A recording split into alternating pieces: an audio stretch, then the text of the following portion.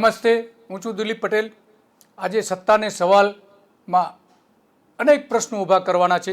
ખાસ કરીને રાજકોટના પૂર્વ રાજવી પરિવારની જે મિલકતનો વિવાદ છે, 20,000 કરોડ રૂપિયાની મિલકતનો વિવાદ ઊભો થયો છે। એના કારણે આખા દેશમાં એક ચર્ચા ઊભી થઈ છે કે આ મિલકતનો વિવાદ શું છે, આટલી બધી મિલકતો રાજકોટના રાજવી પરિવાર પાસે કઈ રીતે આવી, અને તેમાંય જે ભ્રષ્ટાચારના આરોપો મૂકવામાં આવ્યા છે રૂપાણી સરકારના અધિકારીઓ ઉપર કે 10 કરોડ રૂપિયાની લાંચ માંગવામાં આવી હતી। આ જો પ્રસ્થાપિત થાય, સાબિત થાય તો દેશની સૌથી મોટી લાંચ એક અધિકારી દ્વારા માંગી હોવાનું એના પરથી પ્રસ્થાપિત થઈ શકે એમ છે। જે આખો વિવાદ ઊભો થયો છે એ રાજકોટના જાડેજા પરિવારનો, એમાં જે વિવાદ થયો છે એ કુટુંબના સભ્યો દ્વારા ઊભો કરાયો છે। ખાસ કરીને રણછોડવીર સિંહજીએ જે વિવાદ ઊભો કર્યો છે કે એની મિલકત જે અત્યારે છે 20,000 કરોડ રૂપિયાની, એમાં એનો ભાગ છે અને ભાગ એમને આપવો જોઈએ। એટલા માટે આ આખો વિવાદની ઘટનાઓ એક પછી એક ઊભી થઈ રહી છે અને આખા દેશનું ધ્યાન ખેંચ્યું છે। 20,000 કરોડની મિલકતો રાજકોટના પૂર્વ રાજવી પરિવારે પાસે હોવાથી આખો જે વિવાદ ઊભો થયો, રાજ્યના પૂર્વ નાણામંત્રી અને રાજકોટના માજી રાજવી મનોહરસિંહ જાડેજાનું કુટુંબ છે અને એમની મિલકતનો આ વિવાદ ઊભો થયો છે। મનોહરસિંહજી જાડેજા એ કોંગ્રેસના નેતા હતા અને અત્યારે જે વિવાદ ઊભો થયો છે એ ભારતીય જનતા પાર્ટી સાથે જોડાયેલા હતા અને સરકારમાં હોદ્દો પણ ધારણ કરી ચૂક્યા છે। જાડેજા પરિવારના ભાઈઓ વચ્ચેના જે વિવાદ છે એમાં ભાગ માંગવામાં આવ્યો છે। એમાં સૌથી મોટી વાત તો એ છે કે 11 મિલકતો એવી છે કે જે અંગેનો માંગણી કરવામાં આવી છે, ભાગની માંગણી કરવામાં આવી છે અને 675 એકર જમીન, ખેતીલાયક જમીન, વીડીની જમીન પણ એમાં છે। અને બીજા 2 મંદિરો અંગેની પણ એક વિવાદ ઊભો થયો છે કે મંદિરોની જમીનોની પણ માલિકીની માંગણી કરવામાં આવી છે। રાજકોટના રાજવી પરિવારની સંપત્તિનો વિવાદ રણછોડવીર સિંહ ઊભો કરીને વિજય રૂપાણીને એક પત્ર પણ લખ્યો છે। માધાનતાસિંહના ભત્રીજા રણછોડવીર સિંહ જે માંગણી કરી છે કે પૂર્વ રાજાઓની જમીન અને મહેલોમાં હિસ્સો એમણે માંગ્યો છે। રૂપાણી સરકારના અધિકારી જાડેજાએ 10 કરોડ રૂપિયાની લાંચ માંગી હોવાનો આરોપ પણ એમણે મૂક્યો છે। 2016થી 2020 સુધી રજૂઆત એમણે કરી હતી, છતાં પણ સરકારે એમની વાત સાંભળી નથી, અધિકારીઓએ એમની વાત સાંભળી નથી, એવી એમનો કહેવાનો મતલબ નીકળે છે। જાડેજાએ એક તરફી હુકમ કરી દીધો હોવાનો એમણે આરોપ મૂક્યો છે। મારી પાસે 10 કરોડ રૂપિયાની લાંચ માંગી હતી એવું એમણે સ્પષ્ટપણે કહ્યું હતું। રાજ પરિવારના કૌટુંબિક ભત્રીજા રણછોડવીરજી જાડેજાએ પોતાના પરિવારને અન્યાય થયો હોવાનો દાવો પણ કર્યો છે। 2016માં મામલતદાર કચેરીના અધિકારી કે જાડેજાએ 10 કરોડની માંગણી કરી હતી। પ્રાંત અધિકારી સિદ્ધાર્થ ગઢવીએ પણ ભ્રષ્ટાચાર કર્યો હોવાનો આરોપ મૂક્યો હતો। વિજય રૂપાણીને પત્ર લખીને આ બધી જ બાબતો કહી છે અને તપાસ કરવાની પણ માગણી એમણે કરી છે। આમ રૂપાણી સરકારમાં કેટલો વ્યાપક ભ્રષ્ટાચાર ચાલે છે તે પણ આ એક ઘટનામાંથી બહાર આવ્યું છે। રૂપાણીના શહેરમાં, રાજકોટ શહેરમાં ભ્રષ્ટાચાર પૂર બહારમાં ખુલતો હોય એવો આ એક ચોંકાવનારો કિસ્સો છે। જો કે ગઢવીએ આ બાબતનો સંપૂર્ણપણે ઇનકાર કર્યો હતો કે આવી કોઈ જ માંગણી એમણે કરી નથી। ગુજરાતના ઇતિહાસમાં 10 કરોડની લાંચ લીધો હોવાનો બનાવ સાબિત થાય તો રૂપાણી સરકાર પોતે હચમચી જાય એમ છે। ગઢવીએ આરોપને ફગાવી દીધા હતા। વિવાદ જે ઊભો થયો છે એની બાબતમાં રણછોડવીર શું કહે છે એ જોઈએ। જે મેં દાવો દાખલ કરેલો છે, જે અમારી વડીલોપાર્જિત મિલકત કહેવાય, તેમાં જે વારસામાં જે રાજકોટ કુટુંબનું જે સભ્ય તરીકે હું આજે મેં દાવો કરેલો છે, જેમાં ટોટલ જેટલી પ્રોપર્ટી જે છે એ બધામાં મેં કરેલું છે, જે તમામ મિલકતમાં મેં કરેલું છે। ખાસ કરીને વિલનો એક વિવાદ છે, શું છે? જી, વિલનું વિવાદમાં એ છે કે જે કહેવાય છે કે જે રજવાડા વખતથી જે ચાલ્યું આવે છે કે જે પરંપરાગત જે વારસામાં જે મળેલી મિલકતમાં કદી વિલ બનતું નથી, બરાબર છે। જેમ કે આપણે કહેવાય છે કે જે મારા પ્રદ્યુમનસિંહજી બાપુ, મારા પરદાદા બાપુ થાય, જે છેલ્લા રાજવી તરીકે બિરાજમાન હતા, એ પછી સ્વરાજ એટલે કે લોકશાહી આવી, તો ત્યારે જ્યારે સ્વરાજ આવ્યું, એમને રાજ છોડેલું ને ત્યારે એમના પાસે જે મિલકત હતી એ એમના વારસામાં મળેલી હતી। તો એ મિલકતમાં હું હકદાર છું એમના પરપોત્ર તરીકે, એટલે મેં એમાં આપણે કરેલું છે દાવો। એકચ્યુઅલી આપણે જ્યારે એ વાત આવે છે તો ત્યાં નોટરીરાઇઝ જે વસ્તુ થાય છે એ માન્યતા રાખતી નથી। જે રજિસ્ટ્રી કોર્ટમાં અને એમાં જે થાય છે એ હકીકત ગણાય છે। તો એ બાબતે મને બહુ જાજો ખ્યાલ નથી, અને એ શું હકીકત છે એ આવનારા સમયમાં જે આવશે બહાર આવશે. સ્પષ્ટપણે રાજવી પરિવારના સભ્ય કહી રહ્યા છે કે એમની મિલકતમાં એનો ભાગ છે.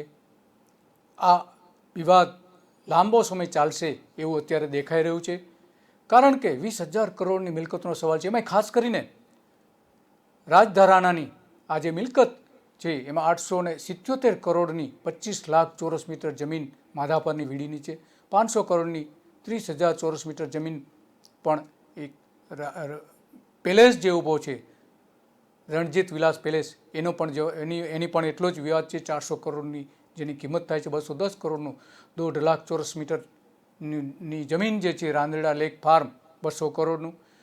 આ બધી જે જમીનો છે એ કરોડો ને અબજો રૂપિયામાં થાય છે, અને એટલા માટે એની માગણી પણ કરવામાં આવી છે કે એમાં ભાગ એમને મળવો જોઈએ.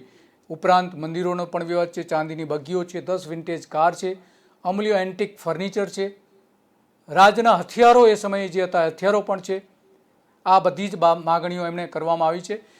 અને આ અગાઉ પણ એક વિવાદ ઊભો થયો હતો રાજવી પરિવારના એક બહેને માગણી કરી હતી, મિલકતમાં ભાગની માગણી કરી હતી. 2021માં આ વિવાદ થયો હતો. રાજકોટના રાજવી પરિવાર, પૂર્વ રાજવી પરિવારની મિલકત માટે માધાતાસિંહ અને તેમના બહેન વચ્ચે અંબાલિકા દેવી વચ્ચે 1500 કરોડની મિલકત અંગેનો પણ વિવાદ એક ઊભો થયો હતો, અને એમાં એનું નામ કમી કરવા, બહેનનું નામ કમી કરવા માટેની નોટિસ આપતા આખો સમગ્ર પ્રકરણ ઊભું થયું હતું. માધાપર સરદારની જમીનમાં બહેનનો હક હોવાનું પણ પાછળથી પ્રસ્થાપિત થયું હતું. તેઓ રાજસ્થાનના પુષ્કરના ઝાંસીમાં રહે છે. માધાપર અને સરદારની અબજો રૂપિયાની જમીનનો વિવાદ ત્યારે પણ હતો ને આજે પણ છે. 1 વર્ષથી કલેક્ટરને નનામી અરજીઓ પણ કેટલાક દ્વારા કરવામાં આવી રહી હતી, એવો પણ આરોપ મૂકવામાં આવી રહ્યો છે. જમીન વિવાદ મામલે કોર્ટમાં કેસ ચાલી રહ્યો હતો, તેનો ચુકાદો ઝાંસીના રહેતા એમના બહેનની તરફેણમાં આવ્યો હોવાનું પણ ત્યારે એ સમયે જાહેર કરવામાં આવ્યું હતું. આમ જે વિવાદો ઊભા થયા છે એ વિવાદો ઘણા ચોંકાવનારા છે.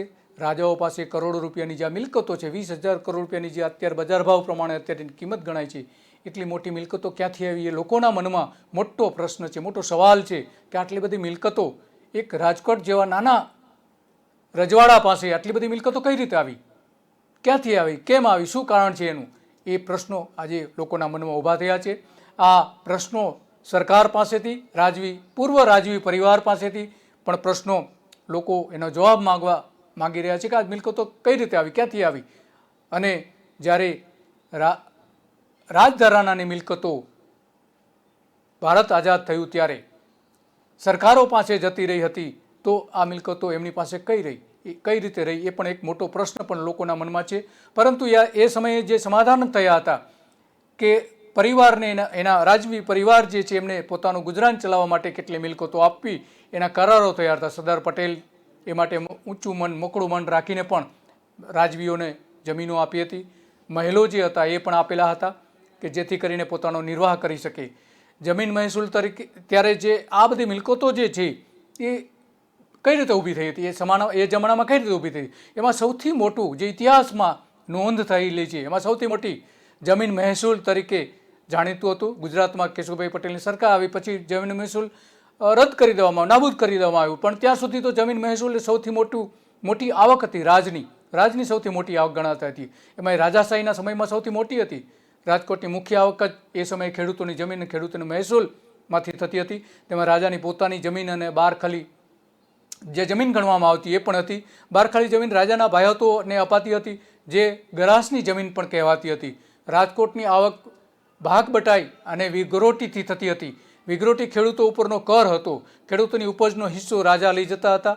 ખેડૂતો ખડીમાંથી માલ નાખી ઘરે લઈ જાય એ પહેલાં એમાં ભાગ પણ પડતો હતો ને એને ભાગ બટાઈ તરીકે પણ કહેવામાં આવતું હતું. ખડેથી જ ખેડૂતોનું અનાજ લેવામાં આવતું હતું અને ભાગ પાડવામાં આવતો હતો.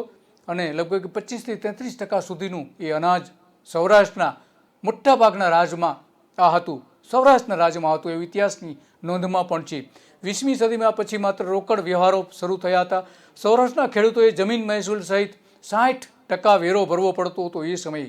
1800માં વોકર કરાર થયા પછી ખેડૂતો અને રાજવીઓને કંઈક અંશે શાંતિ થઈ હતી, કારણ કે એ પહેલાં તો 1800 પહેલાં તો મોટાભાગના યુદ્ધો થતા હતા અને એમાં પ્રજાનો ખો નીકળતો હતો, ગામડાઓ વેરાન થઈ જતા હતા, ભાંગવામાં આવતા, ગામડાઓ લૂંટવામાં આવતા હતા, લૂંટફાટ ચારે બાજુ હતી અને બહારના રાજાઓ આવીને સૌરાષ્ટ્રમાં લૂંટ ચલાવતા હતા.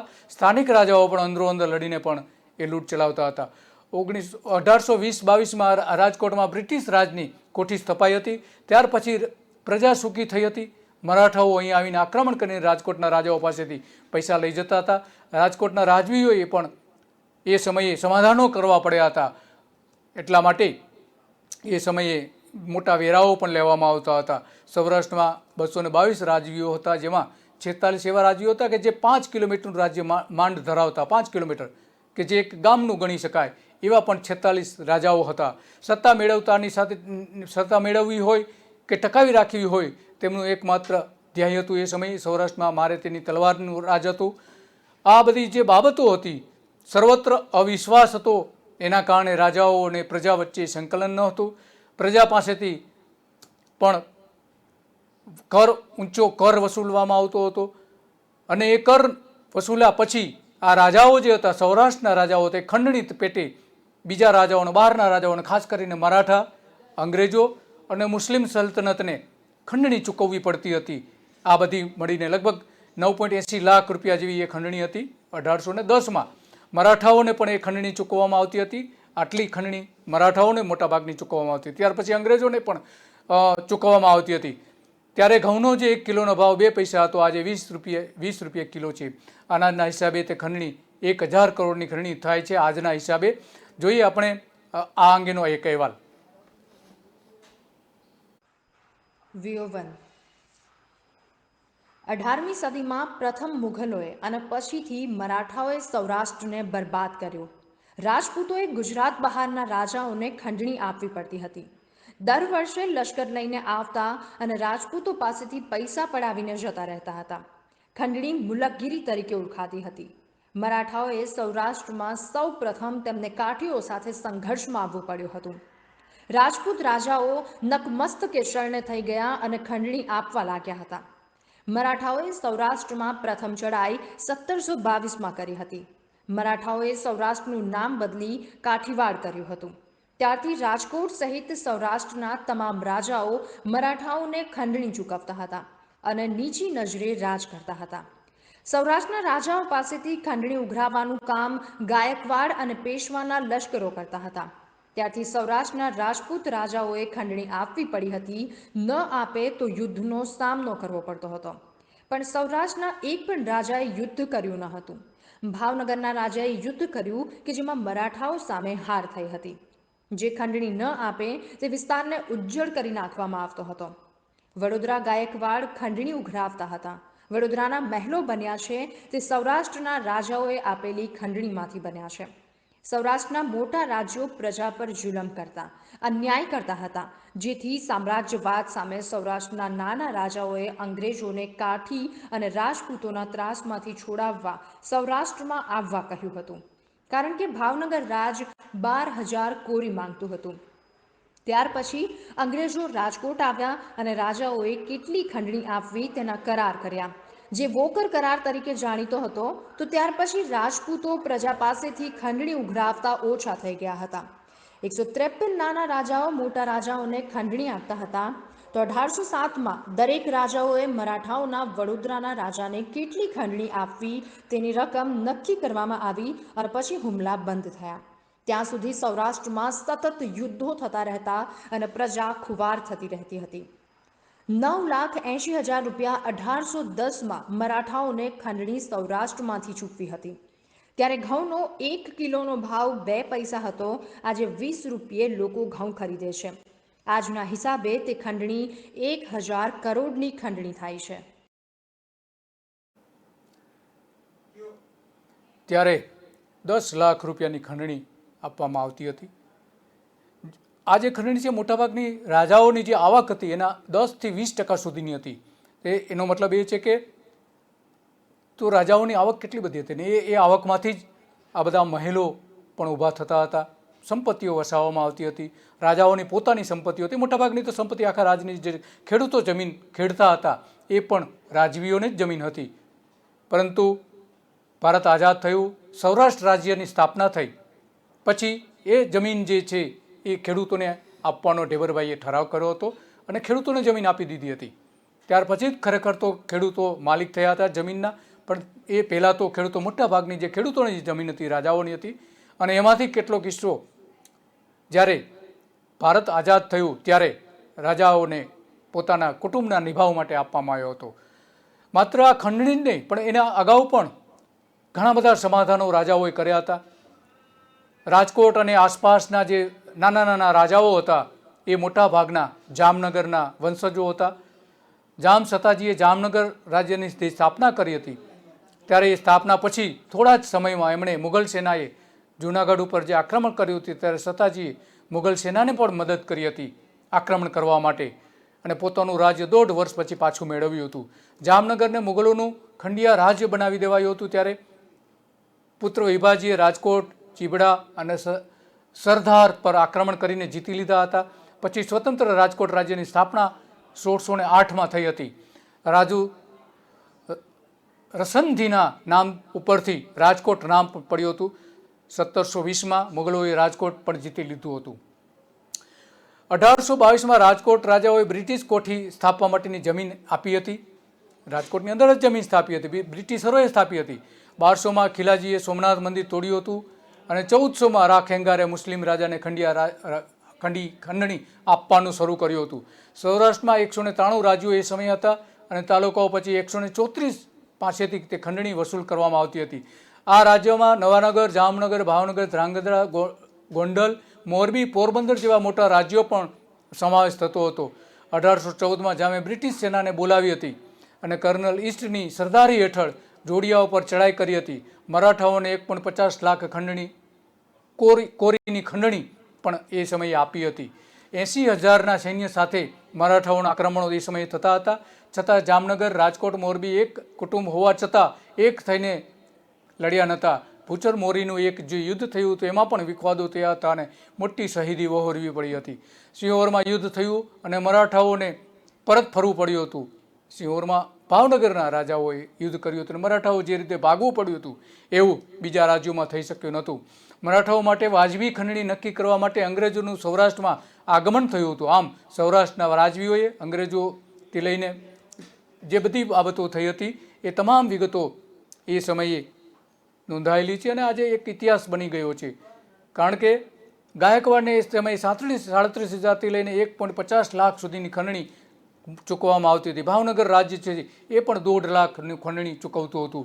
જામનગરના જાડેજા વંશ જે હતા એ 73 લાખની આવકમાંથી લગભગ 1.20 લાખની ખંડણી પણ ચૂકવવામાં આવતી હતી. ગોંડલના રાજાઓ પણ એ જ રીતે 1.25 લાખની ખંડણી મરાઠાઓને ચૂકવવામાં આવતી હતી. મરાઠાઓનું રાજ હતું, મરાઠાઓ લશ્કર લઈને આવતા હતા અને એમની પાસેથી ખંડણી વસૂલ કરતા હતા. છતાં સૌરાષ્ટ્રના રાજાઓ એની સામે માથું ઊંચકી શકતા નહોતા, લડાઈ કરવાનું માંડી વાળતા હતા અને પ્રજાની જે આવક હતી એ આવક ખંડણી રૂપે આપી દેતા હતા. રણજીત વિલાસ પેલેસ મહેલ 1970 દુષ્કાળમાં બનાવવામાં આવ્યો હતો. સરદારનું તળાવ પણ દુષ્કાળના રોજગારી આપવા માટે બનાવ્યું હતું. જૂનો દરબારગઢ પણ સમારવા માટે ત્યારે 1.5 લાખ પણ ફાળવવામાં આવ્યા હતા. એટલે દુષ્કાળમાં પણ રાજાઓએ ઘણી બધી મદદ પ્રજાને પણ કરી હતી. આમ સૌરાષ્ટ્રમાં જે કંઈ થયું હતું એ આજે એના રાજવી પરિવારોમાં એ જોવા મળે છે. જોઈએ રાજવી પરિવાર આ અંગે શું કહી રહ્યું છે.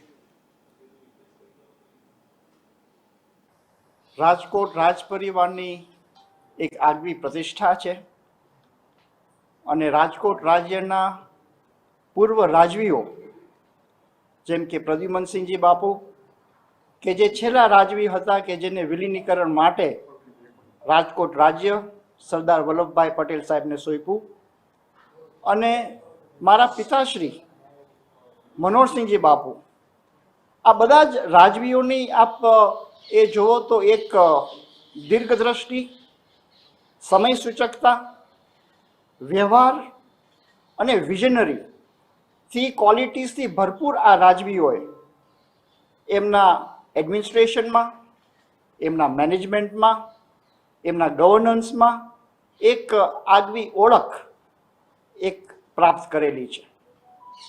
મારા દાદા બાપુ પ્રદ્યુમનસિંહજી બાપુએ એમની પ્રાઇવેટ, પર્સનલ, સેલ્ફ એક્વાયર્ડ મિલકતો કે જેનું એમને પોતે વિલ કરેલું અને એ વિલના આધારે મારા પિતાશ્રીને એ સ્વપાર્જિત મિલકતો પ્રાપ્ત થયેલી અને મારા પિતાશ્રીએ વિલ કરી અને આગળ એમના વિલની અંદર જે ઇન્સ્ટ્રક્શન્સ આપ્યા એનો અમલ આપણે ચાલી રહ્યો છે એ આપ સર્વ જાણો છો.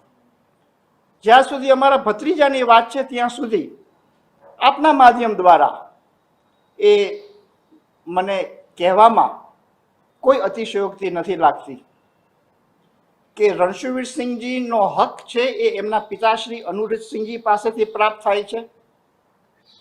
અનુરુદ્ધસિંહજીનો હક છે એ પ્રહલાદસિંહજી પાસેથી પ્રાપ્ત થાય છે અને પ્રહલાદસિંહજી એટલે મનોહરસિંહજી બાપુના નાના ભાઈ.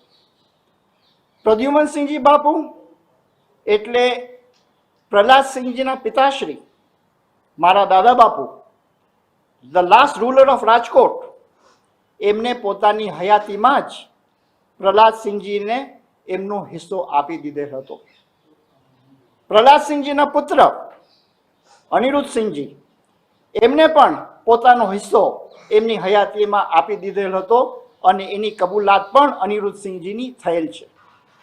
જ્યારે એ હિસ્સો બધો એમના રણછોડસિંહજીના પિતાશ્રી અને એના દાદાને જ્યારે મળી ગયો હોય ત્યારે આવી પત્રકાર પરિષદ કરી અને જે રીતે વાતો ફેલાવવામાં આવે છે એ તદ્દન પાયા વિહોણી છે. It is far away from the truth. એ સત્યથી વેગળી છે. જે વાતો ફેલાવવામાં આવે છે એ સત્યથી વેગળી છે, એમાં કોઈ દમ નથી એવું સ્પષ્ટપણે કહેવામાં આવ્યું છે. પરંતુ જે રાજવી પરિવારો હતા સૌરાષ્ટ્રના, 222 રજવાડાઓ હતા, એ સત્તા ટકાવી રાખવા માટે ઘણા બધા સમાધાનો કરતા હતા. આવક મેળવવા માટે પ્રજા ઉપર કર લાગતા હતા અને એમાંથી જ આ બધી મિલકતો ત્યારે વસાવવામાં આવતી હતી. ત્યારે રાજાશાહી હતી અને આખું રાજ્ય એ રાજાની માલિકી ગણાતું હતું, કારણ કે એ યુદ્ધ કરીને જીતેલું રાજ્ય હતું, એટલે વંશ વારસામાં મળેલું રાજ્ય હતું. એટલા માટે એ રાજાઓની મિલકતો ગણાતી હતી અને આ મિલકતો એકબીજા પચાવી પાડવા માટે યુદ્ધો પણ થતા હતા, વારંવાર યુદ્ધ થતા હતા અને એના કારણે સૌરાષ્ટ્રમાં મોટી ખુવારી થતી રહી હતી લગભગ 1820 સુધી. 1820માં વોકર કરાર થયા હતા અને બધા રાજવીઓ એ નક્કી કર્યું હતું કે આપણે શાંતિથી રહીએ અને જે ખંડણી ચૂકવવાની છે એ ખંડણી અલગ અલગ 3 એજન્સીઓને ચૂકવીશું. મરાઠાઓને મહારાષ્ટ્રથી જે આવતા હતા, ચડાઈ કરતા હતા, ગાયકવાડો, વડોદરાના ગાયકવાડ અને મરાઠાથી આવતા ગાયકવાડો સાથે એ પણ યુદ્ધ થતા હતા. અંગ્રેજો પણ એની ખંડણી માંગતા હતા, અંગ્રેજોને પણ આપવામાં આવતી હતી અને ઉપરાંત બીજી જે ખંડણીઓ આપવામાં આવતી હતી મુસ્લિમ મુગલ રાજાઓને પણ ખંડણી આપવી પડતી હતી. આ બધી મિલકતોમાંથી જે આવક થતી હતી એ આપવામાં આવતી. તેમ છતાં પણ આજે અબજો રૂપિયાની મિલકત રાજવી પરિવારો પાસે આજે જોવા મળે છે સૌરાષ્ટ્રમાં. 1948માં સૌરાષ્ટ્રના દેશી રાજ્યોનું વિલીનીકરણ થયું અને નવા રાજ્યની રચના થઈ, સૌરાષ્ટ્ર રાજ્યની, જેમાં બધા જ રજવાડોને એમાં વિલીનીકરણ થયું હતું. આ બધી જે ઘટનાઓ બની એમાં સૌથી મોટી ઘટના અત્યારે જે વિવાદો ચાલી રહ્યા છે એ વિવાદો છે અને એટલા માટે આજે જે પરિસ્થિતિ ઊભી થઈ છે, દેશના નાગરિકો જે ચર્ચા કરી રહ્યા છે એ ચર્ચા પણ એટલા જ મહત્ત્વની છે. એટલા માટે જે આજે સૌથી વિગત જે મહત્ત્વની ગણી શકાય એવી જે મિલકતોની કેટલી મિલકતો છે એ મિલકતો 20,000 કરોડ રૂપિયાની મિલકતો, ખાસ કરીને જે જમીનો ઊભી થઈ છે એ જમીનો કઈ રીતે ઊભી થઈ હતી એ પણ આના ઉપરથી આપણે સ્પષ્ટપણે કહી શકીએ છીએ. જોકે આજે રાજવી પરિવારો તો રહ્યા નથી. જે સરકાર બની હતી, સૌરાષ્ટ્ર સરકાર બની હતી, એમાં એમની જમીનોથી લઈને એની મિલકતો આપી દેવામાં આવી હતી અને ભારત આઝાદ થયા પછી એક પણ રાજવી રહ્યા નથી. એટલે રાજવી પરિવાર પોતાને ગણાવે છે અને આજે તિલક પણ કરે છે કે એક રાજવી પોતે ઘોષિત કરે છે, પરંતુ એ ખરેખર બંધારણની વિરુદ્ધ છે. આમ રાજકોટમાં પણ એવી જ ઘટના બની હતી. રાજકોટમાં પણ આ રાજ પરિવાર દ્વારા રાજ તિલકનો કાર્યક્રમ રાખવામાં આવ્યો હતો. એનો વિરોધ પણ થયો હતો, ઘણા બધી જગ્યાએથી વિરોધ પણ થયો હતો. પરંતુ ખરેખર તો રાજવી પરિવારો તો હવે રહ્યા નથી. એ બધા પૂર્વ રાજવી પરિવારો છે અને રાજા પણ રહ્યા નથી. અને રાજ નથી રહ્યું તો રાજ તિલક કઈ રીતે હોઈ શકે? એ પણ એક સૌથી મોટો પ્રશ્ન આવીને ઊભો થયો છે. એટલા માટે આ જે મિલકતનો વિવાદ થયો છે એ પહેલાં પણ આ એક વિવાદ ઊભો થયો હતો. આમ સતત રાજકોટનું જે પૂર્વ રાજવી પરિવાર જે છે, પૂર્વ રાજાઓ છે, રાજાઓના વંશજો છે, એમની વચ્ચે વારંવાર આ વિખવાદો ઊભા થઈ રહ્યા છે. વિખવાદો અંગેની ઘણી બધી બાબતો પ્રજાની સમક્ષ આવી છે અને પ્રજા પૂછી રહી છે કે આટલી બધી મિલકતો કઈ રીતે આવી છે એમની પાસે. તો મૂળ કારણ તો આ છે, પ્રજા પાસેથી વેરા વસૂલીને એની મિલકતો લેવામાં આવી છે અને મિલકતોના આજે ઊંચા ભાવ થયા છે. એ સમયે માત્ર 4 પૈસે કિલો ઘઉં હતા.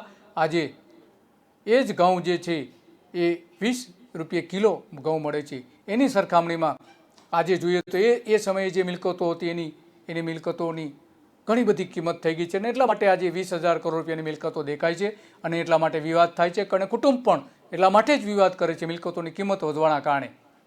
તો આ જે આખી બાબત હતી એમાં અનેક પ્રશ્નો પૂર્વ રાજવી પરિવારો સામે ઊભા થયા છે. વિજય રૂપાણીની સરકાર સામે ભ્રષ્ટાચારના આરોપો ઊભા થયા છે અને પ્રજા પ્રશ્ન પૂછી રહી છે કે આ જે મિલકતો જે છે એ કઈ રીતે આવી, કઈ રીતે ઊભી થઈ. આ તમામ પ્રશ્નોના ઉત્તરો પણ લોકો માંગી રહ્યા છે. નમસ્તે.